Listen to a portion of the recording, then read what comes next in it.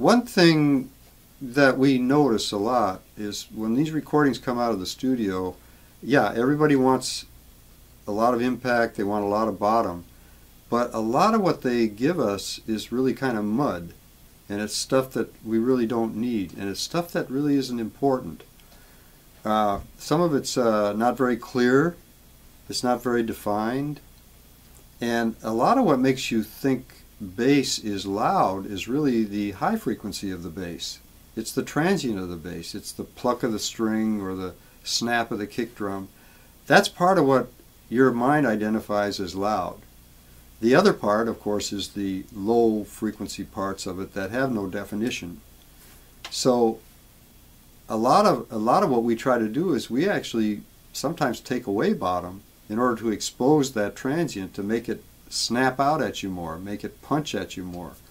Because if it's real muddy and you've got everything kind of covered up with all this just low frequency information, you actually don't get that much impact a lot of times. You have to have a good transient, good leading edge for it to snap those woofers, and so that waveform has presence and it has impact. So it's interesting that sometimes actually taking a little bit of bottom away actually clears it up, makes it tighter, makes it snap more at you, makes it punch out more, and you actually think you have a stronger bass. But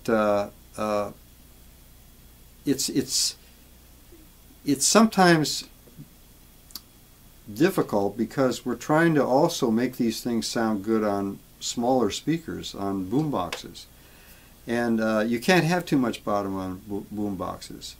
If you have too much bottom, or even too much of the transient that I'm talking about, those speakers will bottom. They just sound, they splatter, and you can't even play it loud. So we even get that complaint. If we allow too much bass to be on the recording, people will call us back and say, I can't turn up my boom backs. I can't turn it up. It just, the speakers go crazy. So we have to be careful not to have too many subsonics and too punchy. So it's all kind of like a balance, you know, like a lot of things. You know, it isn't in hip hop. It's an important element, so you want it to be prominent, but you don't want it to be the point where you can't even hear the rest of the music. It's all bottom, and some of these recordings come out of the studio like that. It's all bottom. You can't even hear the vocalist that well.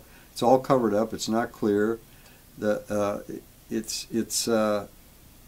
might get away with that in the studio because they're playing it really loud, and maybe the speakers can take that energy, but it's like what I say about this business. The mastering business is a sobering part of the business. We're making a recording here to sound good on the majority of players out there, and so we have to think about that. We have to think about where these recordings are going, who's going to play them. If they have way too much bottom on them, it even limits the amount of level we can put on these things. We can't even make them sound loud because they're all muddy and full of bottom. So it actually gets in the way a lot of times of making a good recording. But that's fine. I would rather have too much bottom than not enough. Because when we add bottom, then we lose definition. When we take it away, we get definition. So we'd rather have too much bottom than not enough.